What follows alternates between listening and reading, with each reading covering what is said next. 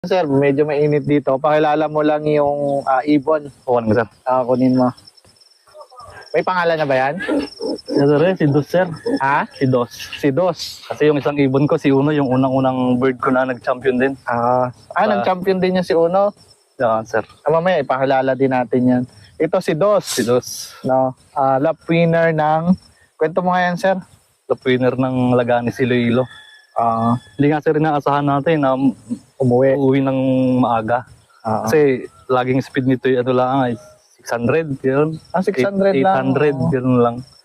Pero YB yan. YB to ng Bansod yung isa. Hindi ko sir naikarga to dahil nagtos kami ng Romblon bago mag-first lap nung nakaraan. Hindi nakauwi, 3 linggo bago nakauwi. Ibig sabihin Bansod MPSI na South yan. Na 100 days. Na hindi mo niload na. Kasi nagtos kami, nawala to. 3 linggo bago siya nakauwi. Ayun sir, anong bloodline niya sir?